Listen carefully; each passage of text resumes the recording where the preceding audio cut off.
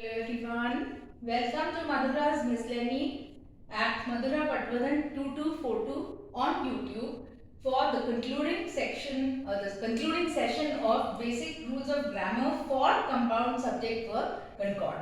So this is part 3, compound subject verb concord or agreement.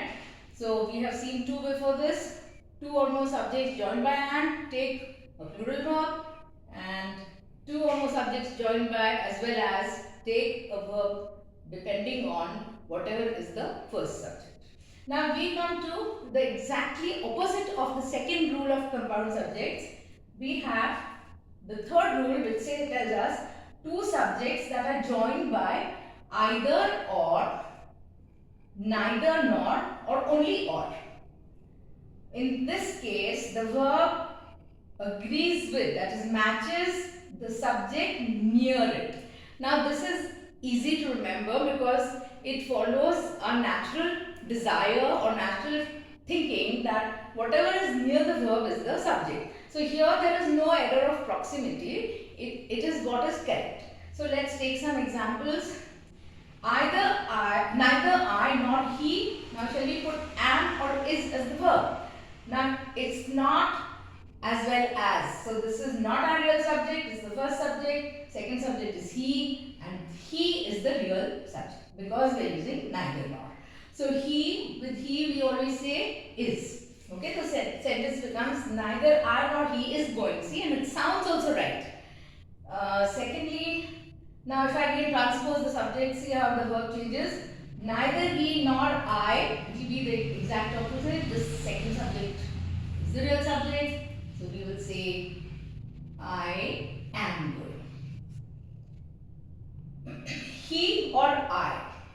So the same applies for or also. See, there are these three joiners. Neither nor, either or just or. So here we have or. He or I is going wrong because we have I here as the real subject. So I am, he or I am going. He or one of them. Now here we come to this second subject, but them is not the real subject because we are talking about just one of them. So in this phrase, it's the word one which is the real subject. So it becomes he or one of them is going. He or they. Now we have not one of them, but we have they. He or they. So we are going to, this will be the real subject since we are using or. So now we will say they are. Okay. Neither he or they are going. He or one of them is going. And if you notice, if you observe, it is saying them. So them is never used as a subject word. The subject form is always they. So from this clue also you can make out that them is not the subject. It has to be one.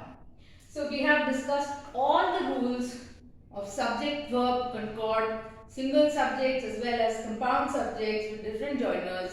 And next time we shall be discussing a very important topic and a very misunderstood topic, something that is considered difficult but is actually one of the easiest topics, and that is tense.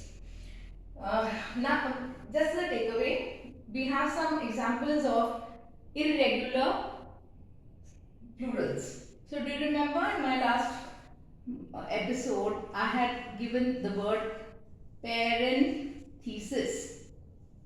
Okay, so parenthesis is one bracket, and the minute we make it parenthesis with E, it becomes plural. Similarly, we have two more words. There are many more such words, but now I am giving you only two. They are thesis. See, just now we had parenthesis. Now we have thesis. So thesis becomes plural by making the I S-E. So by just turning the I into E, we have the plural. So thesis with an I is one. So you can remember like this.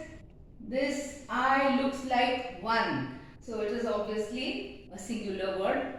And the minute we make it E, you can say that it matches with we, which is a plural.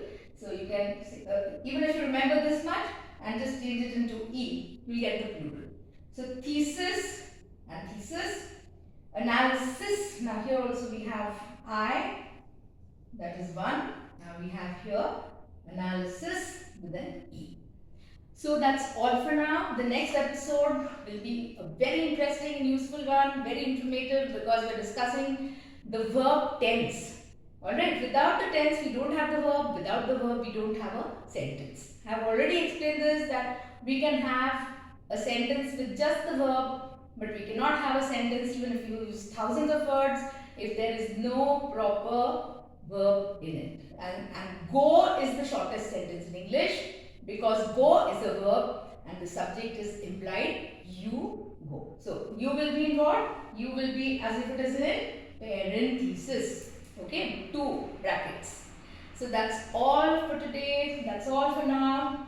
Please do share, like and subscribe to my channel Madhura's Miss Lenny on YouTube at Madhura Patwardhan 2242 to study tense. Okay, grammar is still going on now, right now, it's grammar series. So I will be discussing tense in the next few episodes. Thank you very much. Thank you all.